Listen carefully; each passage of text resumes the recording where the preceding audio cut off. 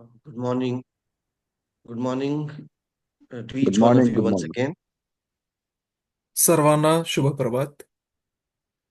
Just to reiterate what we did yesterday, आणि काल जे आपण वाचन केलं त्यावर भर देऊया.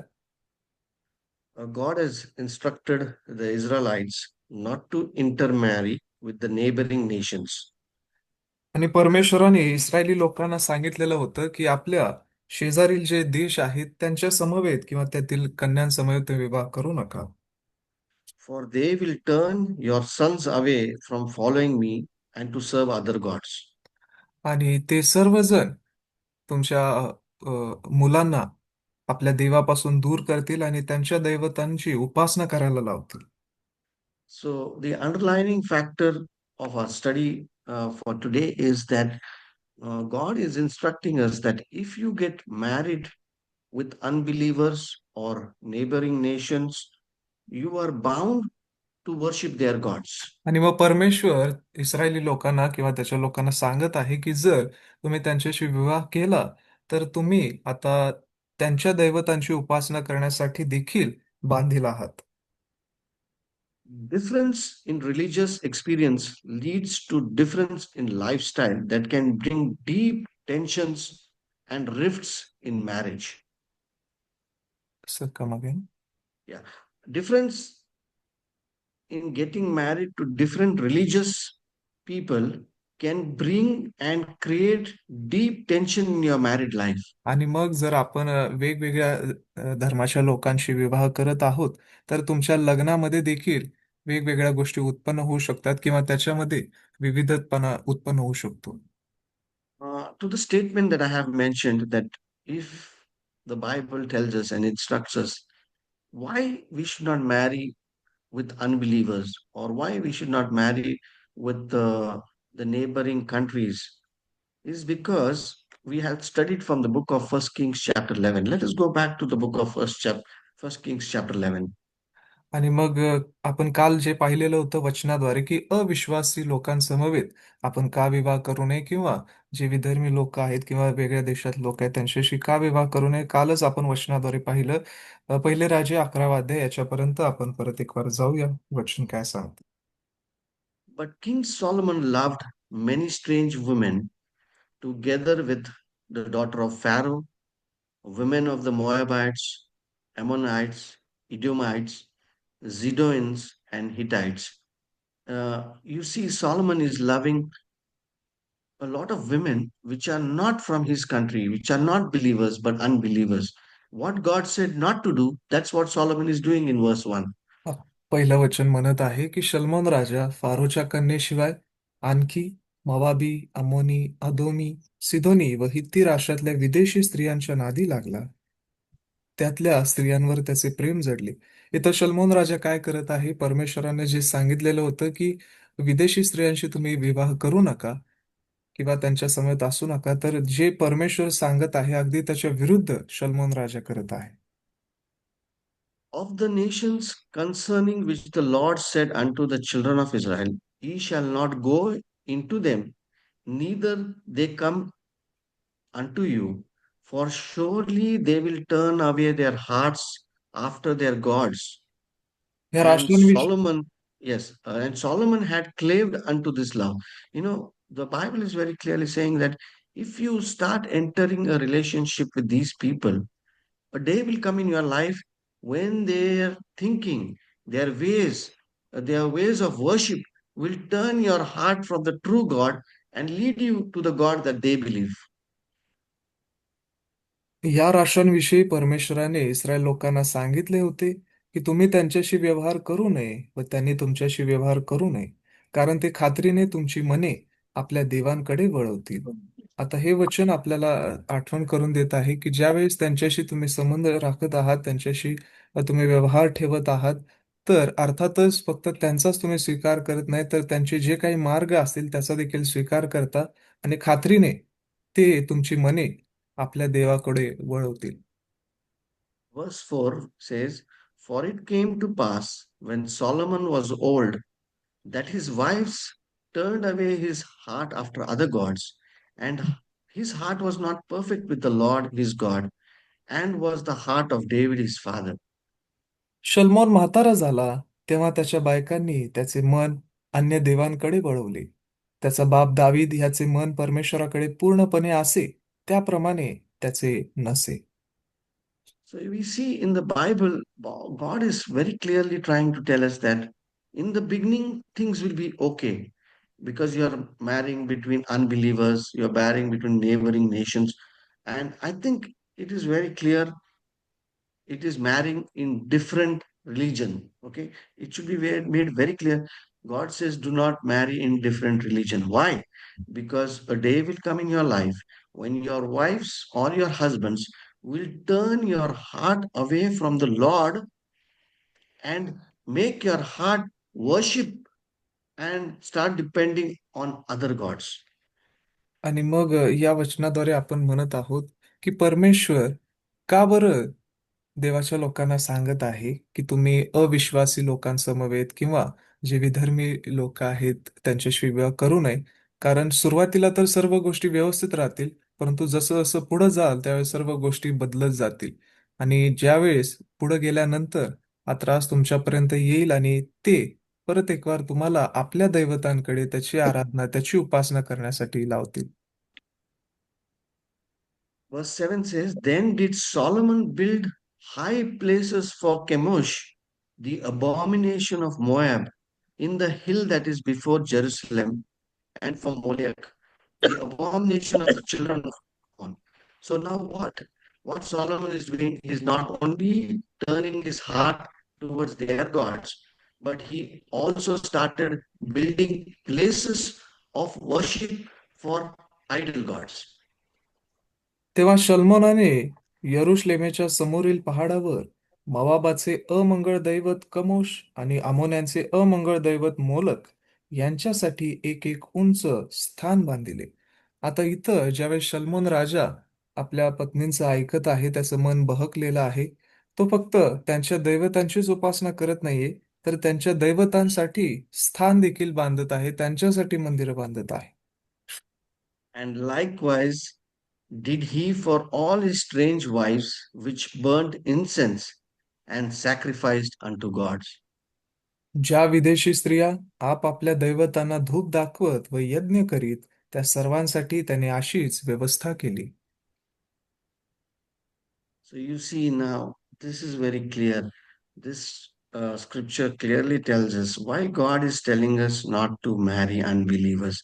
Because what happens is right from the inception of their lives, right from their beginning of their lives, they are taught to worship in that direction. They are taught to live within the families, grow within their families in the social life, worshiping those gods.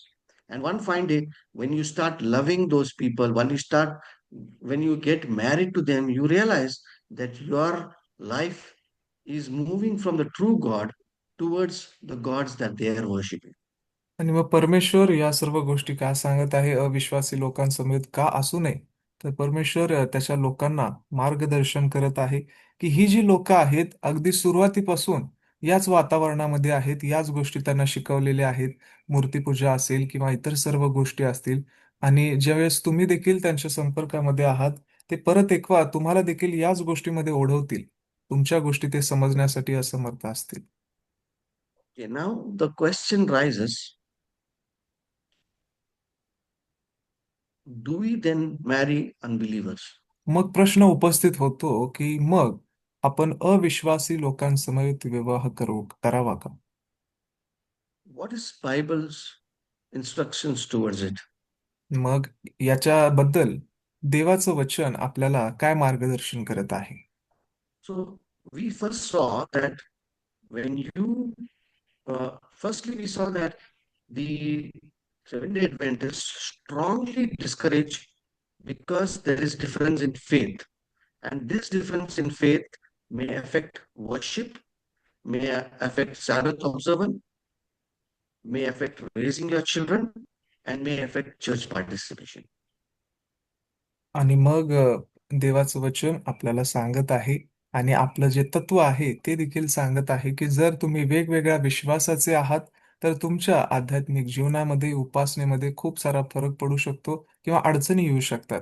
शब्दात पालनामध्ये असेल, आपल्या लेकरांना वाढवण्यामध्ये असेल किंवा तुमच्या भक्तीमध्ये असेल, खूप साऱ्या अडचणी उत्पन्न होऊ शकतात. Give a very simple example. खूप साधं आणि Give a, सोपं मी उदाहरण तुम्हाला देत आहे. if I marry an Adventist girl, example, I am giving if I marry an Adventist girl, तर हे उदाहरण असं आहे की समजा मी एका ॲडव्हेंटिस्ट मुली समवेत विवाह केला will an Adventist woman insist me to go to work on Saturday? आणि जर त्या ॲडव्हेंटिस्ट मुलीनं मला शब्दात दिवशी कामाला जाण्यासाठी सांगितलं, No. If will she insist me? Will she tell जर me you go to work, or will ती she stop me? ती मला सांगेल का की तू शब्दात दिवशी कामाला जा?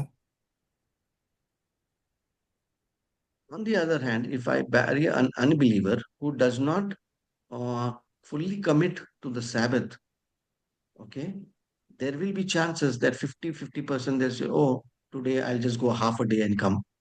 And that's what God is saying. When you get married in different faiths, your faith starts shaking, and Sabbath observance, church participation starts becoming less and less in your life. आणि मग त्याच वेळेला जर अविश्वासी समवेत मी विवाह करत आहे, तर ते कदाचित म्हणू शकतं की तू कामाला जा किंवा ॲटलिस्ट अर्धा दिवस तरी कामाला जा. आणि याच्यामुळं तुमच्या उपासनेमध्ये किंवा शबाताच्या पालनामध्ये किंवा चर्चच्या सहभागितेमध्ये खूप सारा फरक पडू शकतो. Okay, let's take about worship. मग आता उपासनेबद्दल आपण पाहूया. If I marry a Muslim lady, समजा मी एका मुस्लिम मुलीशी विवाह केला. in her house she's taught to do namaz. तिच्या घरामध्ये तिला नमाज पढ़ण्यासाठी शिकवलेलं आहे. In my house I am taught to pray. मला माझ्या घरामध्ये प्रार्थना करायला शिकवलं आहे. When I have children, आणि ज्या वेळेस आम्हाला लेकरं होतील, what will the children practice? मग ती लेकरं कोणत्या गोष्टी फॉलो करतील? Will they do namaz, or will they pray to God? मग ते नमाज पढ़तील का मग परमेश्वराला प्रार्थना करतील? There will be confusion in the lives of those children. आणि त्या लेकरांच्या जीवनामध्ये सदैव हाच गोंधळ राहील. Okay, now we are finding problems. Now we need to find a solution for this. मग आतापर्यंत आपण अ, अडचणी पाहिल्या, आता यावर उपाय काय आहे ते देखील आपण पाहू.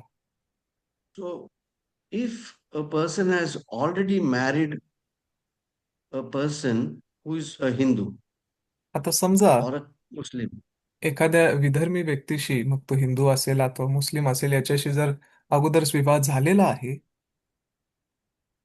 so should they now separate or should they divorce? मग आता प्रश्न उपस्थित होतो की मग ते वेगळे विभक्त व्हावेत का किंवा त्यांनी लग्न मोडावं का? The Bible is very clear. It says, if you are already married, the church recognizes the marriage and does not require separation or divorce. आणि मग बायबल अगदी स्पष्टपणे आपल्याला सांगत आहे की जर तुम्ही अगोदरच विवाह केलेला आहे, तर आता तुम्ही मॅरिड आहात किंवा तुमचं लग्न झालेलं आहे हे ते मान्य करतं आणि तुम्ही वेगळे व्हावं या गोष्टीला ती मान्यता देत नाही. Again, I'm making it very clear. If you are already married another religious person, there is no need to separate or there is no need to divorce. आणि मी हे अगदी स्पष्टपणे सांगत आहे की जर समजा तुम्ही आता ऑलरेडी एखाद्या विधर्मी व्यक्तीशी विवाह केलेला आहे, तर आता इथून पुढं तुम्हाला वेगळं होण्याची काही गरज नाहीये. Second aspect, दुसरा एक विचार आपण पाहूया. if you meet a Hindu or a Muslim girl in the college and you want to marry her because you love her, समजा तुम्ही एका विधर्मी मुलीशी प्रेम करत आहात आणि तुमची इच्छा आहे की तुम्ही तिच्याशी विवाह करावा कारण तुम्ही तिच्यावर प्रेम करता. you have dedicated, committed, and promised that girl or boy that I want to get married to you. आणि समजा तुम्ही त्या मुलीला अथवा मुलाला हे अभिवचन दिलेलं असेल, वचन पुरवलं असेल की मी तुझ्याशीच लग्न करेन. And the Bible tells that you should not marry unbelievers, and the Bible is telling us that you should not marry other religious people. Then what will happen to your life? आणि मग त्याच वेळेला देवाचं वचन आपल्याला सांगत आहे की अविश्वासी लोकांसमवेत विवाह करू नका. तर मग आता तुमच्या या आध्यात्मिक जीवनाबद्दल काय घडेल? तुमचं पुढचं जीवन कसं असेल? The first step will be that you make your uh, lover or person that you love understand that if you are not willing to sacrifice your religion and joining my religion, then it is become going to become difficult for us to live in our future life. First, you need to make them understand. And if she or he is convinced to join the religion that you are worshipping, then there is a process. आणि मग जे कोणी तुमचे partner असतील त्यांना तुम्ही सर्वप्रथम हे स्पष्ट केलं पाहिजे, समजून सांगितलं पाहिजे की ज्या धर्माला तुम्ही फॉलो करत आहात तर त्याचं सांगणं काय आहे आणि त्यानं त्याच्यामध्ये येणं किती गरजेचं आहे. जर देवापर्यंत तुम्ही त्यांना घेऊन येऊ शकत नाही तर पुढे जाऊन तुम्हाला खूप अडचणी उपस्थित होऊ शकतात. म्हणून तुम्ही त्यांना हे सांगणं गरजेचं आहे की आपल्या परमेश्वराचा स्वीकार करणं किंवा धर्माचा स्वीकार करणं किती गरजेचं आहे. Because not you should not question the integrity of their gods and their beliefs. आणि Okay? मग आपण त्यांच्या देवांबद्दल किंवा त्यांच्या उपासनेबद्दल काही प्रश्न उपस्थित करू शकत नाही. Because from their birth they are taught about those beliefs. कारण अगदी लहान वयापासूनच त्यांना त्यांच्या देवांबद्दल किंवा त्यांच्या उपासनेबद्दल शिकवण्यात आलेलं आहे. We do not criticize other gods or other religions. आणि मग इतर जे दैवत आहेत किंवा इतर सर्व गोष्टी आहेत त्यांना आपण नावं ठेवू शकत नाही. Pastor, can you just mute that person? Yes yes. Okay. Again, I'm repeating, we should respect other religions and we should not question their worship. आणि जे इतर धर्म आहेत त्यांचा आपण आदर करावा आणि त्याच्याबद्दल आपण काही प्रश्न उपस्थित करू नये. But you should tell them that you are of different faith, I am of different faith. And if we get married, then our future of our children and our future of our lives will be in a difficult state. आणि मग आपण त्यांना हे सांगावं, समजून सांगितलं पाहिजे की आपण वेगवेगळ्या धर्माचे आहोत आणि जर आपण एकत्रित आलो तर हे आपल्या धर्मासाठी, आपल्या एकत्रित असणे विवाहासाठी आणि आपल्या लेकरांसाठी खूप साऱ्या अडचणी उपस्थित करू शकतो. So let us not go and get married in future because it is best for you and best for me. आणि म्हणून जर ते तयार नसतील तर मग आपण त्यांना हे नक्कीच सांगावं की आपण विवाह करू नये, कारण हे तुझ्यासाठी आणि माझ्यासाठी देखील योग्य ठरणार नाही. Second aspect, त्याच्यातून अजून दुसरा विचार आपण पाहू. if the girl or boy is strong on the faith that you believe in, then you can suggest them that they need to study the Bible. आणि मग ज्याच्यावर तुम्ही प्रीती करत आहात, मुलगा अथवा मुलगी असेल, तर मग तुमच्या विश्वासाबद्दल देखील ते तयारी दर्शवित असेल तर त्यांना तिथून पुढं शास्त्राभ्यास देण्यासाठी तुम्ही त्यांना पाचारण केलं पाहिजे. It's very important that this person who wants to marry you should have the knowledge of the Bible and the study of the Bible. आणि जो कोणी व्यक्ती तुमच्याशी विवाह करू इच्छित आहे तर हे अत्यंत गरजेचं आहे की देवाचं वचन काय सांगत आहे आणि त्याचा अभ्यास करणं हे जास्त गरजेचं आहे. Ensure that the candidate understands Adventist beliefs. आणि त्या व्यक्तीनं जे काही आपले तत्व आहेत ते देखील समजून घेतले पाहिजेत, ॲडव्हेंटिस्ट तत्व. Make sure the decision is not only for marriage. I'm आणि याची making it very clear. Make sure that the decision is not just to get married. खात्री करून घ्या की फक्त लग्नासाठीच हे त्यांनी करू नये. Baptism must be based on true faith. जो बाप्तिस्मा आहे तो आपल्या पूर्ण विश्वासावर अवलंबून असला पाहिजे. The Bible teaches us that baptism follows repentance and belief. आणि मग बाप्तिस्मा जो आहे तो पश्चाताप आणि विश्वास या गोष्टीवर आधारित आहे. In today's world, आणि आताच्या युगात we baptize people to see that we can get married to them. आणि मग अनेकदा आपण अनेकांचा बाप्तिस्मा करतो जेणेकरून त्यांचा विवाह व्हावा यासाठी. But if that person does not repent, and if that person genuinely does not have true faith in the religion that we believe, there will still be problem in married life. आणि मग समजा त्या व्यक्तीनं खऱ्या अंतःकरणानं पश्चाताप केला नाही आणि खरा विश्वास त्याचा या धर्मावर बसलेला नाही, तर तुमच्या वैवाहिक जीवनामध्ये खूप साऱ्या अडचणी पुढे उपस्थित होऊ शकतात. The conclusion to this is, if a non-believer sincerely studies the Bible, believes in Christ, and chooses to join the church, then baptism is appropriate. आणि मग जर तो व्यक्ती ज्याच्याशी तुम्ही विवाह करणार आहेत खऱ्या अंतःकरणानं जर तो ख्रिस्तापर्यंत येत आहे, ख्रिस्तावर विश्वास ठेवत आहे, ख्रिस्त वचनाचा अभ्यास करू इच्छित आहे, तर तुम्ही पुढे जाऊ शकता. After becoming a member, they may marry like any other church member.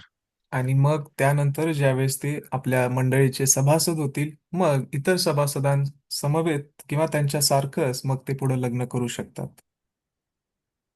So I think I'm very clear on 2 points, that if there is an intercaste or interreligious marriage already done, then there is no need to divorce, but we need to strengthen them in the faith that we are already in. Number one. आणि मी सर्वप्रथम हे स्पष्ट करत आहे की समजा जर तुम्ही विधर्मी व्यक्तीशी विवाह केलेला आहे, तर आता तुम्हाला वेगळं होण्याची काही गरज नाहीये, परंतु आता तुम्ही त्यांना आपल्या विश्वासामध्ये भक्कम करण्याची, त्याच्यामध्ये मार्गदर्शन करण्याची अत्यंत गरज आहे. And in future, if your children or if you are in a relationship and want to get married to an unbeliever, then it is very important that they follow the process of Bible study, making Christ as the center of their life, and then take baptism.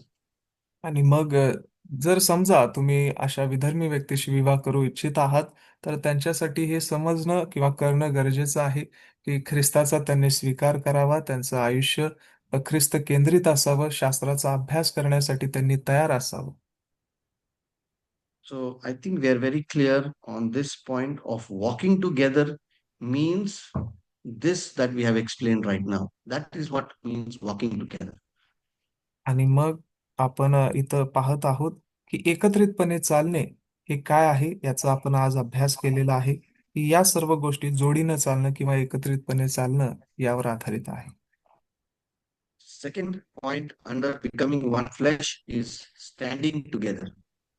आणि मग एक देह होणे याच्या खाली अजून एक भाग येतो, तो म्हणजे जोडीनं उभा राहणे.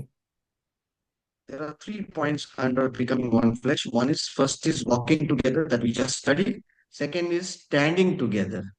आणि मग एक देह होणे याच्यामध्येच तीन मुद्दे येतात. पहिला आपण मुद्दा पाहिला की जोडीनं चालणं, आणि आता दुसरा मुद्दा बघत आहोत की जोडीनं उभे राहणे. To become one flesh, two people must become completely loyal to each other. एक देह होणे म्हणजे दोन व्यक्तीने संपूर्णपणे परस्परांशी एकनिष्ठ राहणे. Loyal means they should trust one another, they should depend on each other, and they should not cheat one another in married life. आणि मग एकनिष्ठ राहणे म्हणजे काय, की एकमेकावर त्यांनी पूर्ण रीतीने विश्वास ठेवला पाहिजे, एकमेकावर ते अवलंबून राहिले पाहिजेत, आणि कोणत्याही बाजूने एकमेकाला त्यांनी धोका देऊ नये. Because when a person marries another person, he is taking a big risk of giving up everything and submitting himself to that spouse. आणि जर एखादा व्यक्ती एकाशी लग्न करत आहे, तर तो किंवा त्याचा स्वीकार करत आहे, तर तो हा धोका पत्करत आहे की तो आपल्या जोडीदाराबरोबर त्याच्या सर्व गोष्टी स्वीकारतो. They are sharing to be accountable in standing for one another. आणि मग ते आपल्या जोडीदाराची जबाबदारी घेण्यासाठी, त्यांच्या समवेत उभं राहण्यासाठी सर्व गोष्टी जाहीर करत आहेत किंवा त्याचा स्वीकार करत आहे. Marriage requires an active, continuous love that will not give up. आणि जो विवाह आहे तो अशा प्रीतीची अपेक्षा करतो जी कायमस्वरूपी असेल. When you are married, आणि ज्यावेळेस तुमचं लग्न होत आहे, when you are already married, ज्यावेळेस तुमचं लग्न झालेलं आहे, two persons share everything they have. आणि खरा व्यक्ती त्यांच्यामधल्या सर्व गोष्टी वाटून घेतो. Not only their bodies, फक्त त्यांचं शरीरच नाही, not only their material positions, त्यांची फक्त मालमत्ताच नाही, but also their thinking and their feeling, परंतु त्यांची विचारसरणी आणि त्यांची भावना, संवेदना, their joy and their sufferings, त्यांचा हर्ष, त्यांची व्यथा, their hopes and their fears, त्यांची आशा, त्यांची भीती, their success and their failures. त्यांचे यश आणि अपयश हे देखील. I want to make it very, very clear today that when two persons get married, you are not only sharing your physical body and their land, their money, their assets, but more than that is their thinking. Also, you should be a part of their thinking and their feeling. आणि मग ज्यावेळेस तुम्ही एखाद्याशी लग्न केलेलं आहे किंवा करत आहात, तर फक्त त्यांचं शरीरच किंवा त्यांची मालमत्ताच तुम्ही वाटून घेत नाहीये, तर त्यांची विचारसरणी, त्यांची भावना, या सर्व गोष्टी देखील तुम्ही वाटून घेत आहात. The way your spouse thinks, the way your spouse feels when she's sick or when she's happy or when she's joyous, all this understanding should become one part of your life. आणि मग आपला जो जोडीदार आहे, तो जोडीदार कसा विचार करतो, त्याच्या काय भावना आहेत किंवा त्याची आशा, व्यथा, अडचणी, दुःख, यश, अपयश या सर्व गोष्टी ते वाटून घेत आहे. If she is sick, you should be with her in sickness. आणि जर ती आजारी असेल, तर तिच्या आजारामध्ये, त्या व्यक्तीच्या आजारामध्ये आपण त्याच्या समवेत असावं. If she is going under fear in her life, then you need to support her through that fear in her life. आणि जर ती कोणत्या भीतीतून जात असेल, तर त्या भीतीच्या वेळेस आपण तिला सपोर्ट केला पाहिजे. If your spouse is going through failures in life, then you should stand by that person through that failures in life. आणि जर आपला जोडीदार त्याच्या आयुष्यामध्ये कोणत्या अपयशातून जात असेल, तर त्या सर्व गोष्टींमध्ये आपण त्याच्या बाजूने उभं राहिलं पाहिजे. When they are successful, you should stand next to them through that success. आणि जर ज्यावेळेस ते यशस्वी झालेले आहेत, त्या यशस्वीपणामध्ये देखील तुम्ही त्याच्या समवेत उभं राहिलं पाहिजे. In today's world, we only stand when they're successful. We only stand with them when they are having possessions. We only stand with them when they are joyful.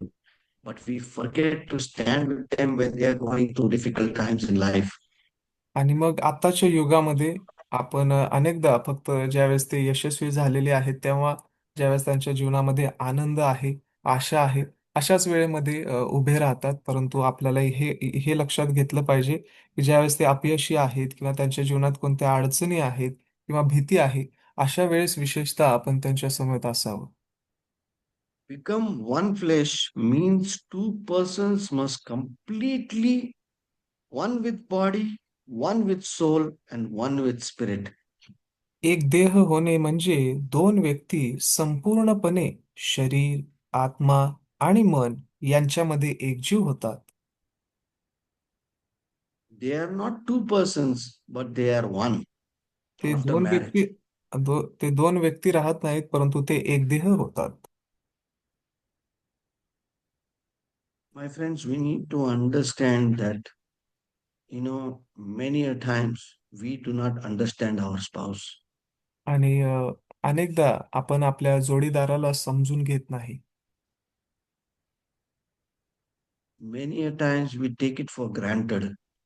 आणि अनेक वेळेमध्ये आपण या सर्व गोष्टी आहेत तशा घेतो किंवा खूप लाईटली घेतो. We only expect for us. We do not want to give them.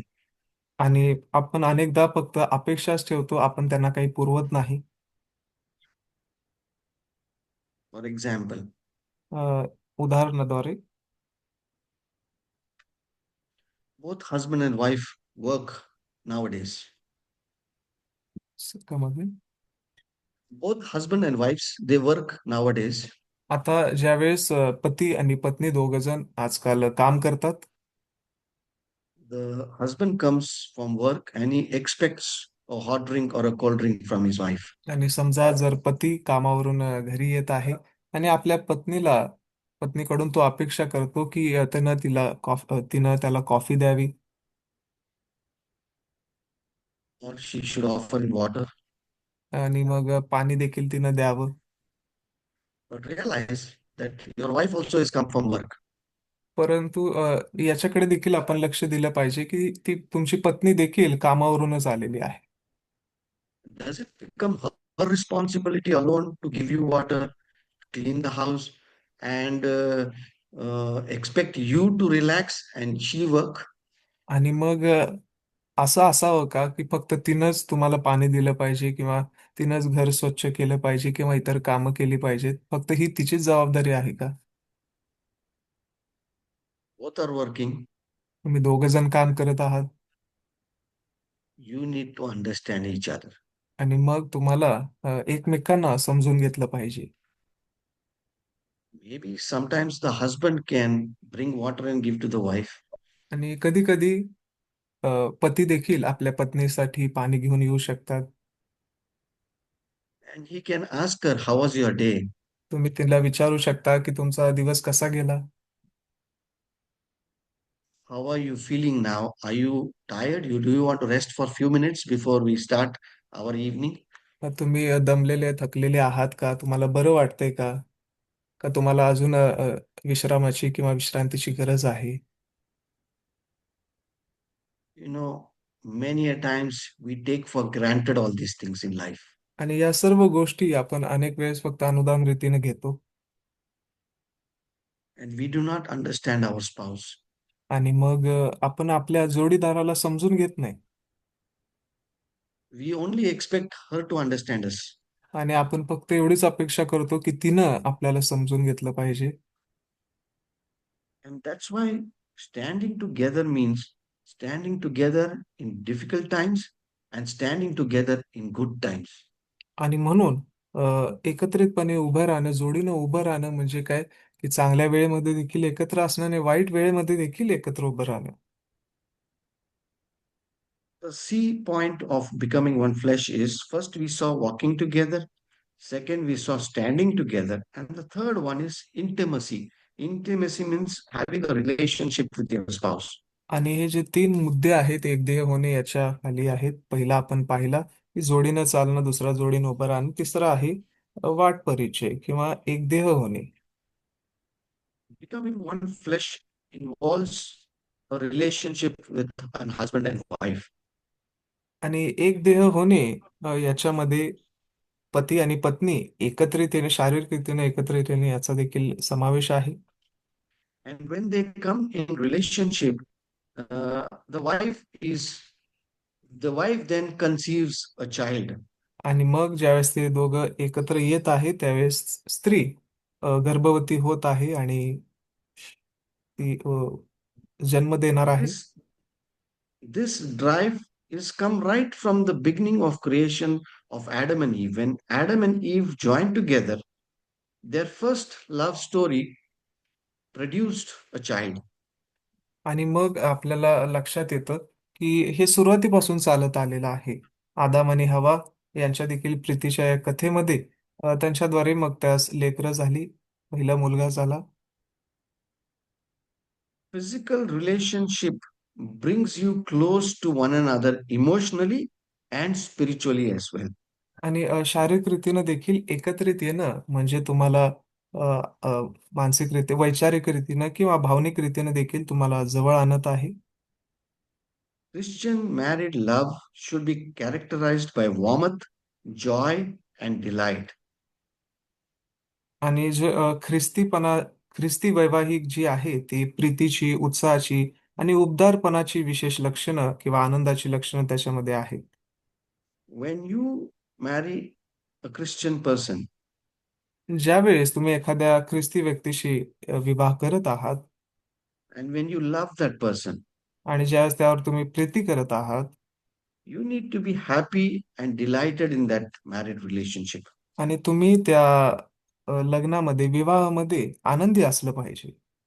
Because Hebrews 13:4 says, marriage is honorable among all, and the bed undefiled.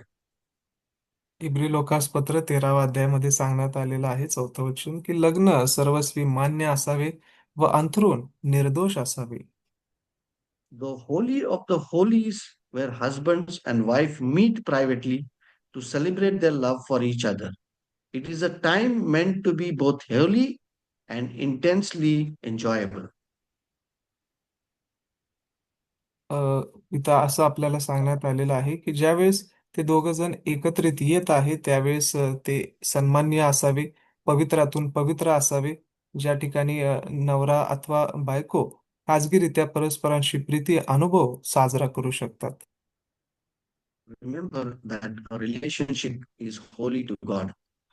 हे लक्षात असू द्या की जे नातं आहे ते परमेश्वरासाठी पवित्र असं आहे.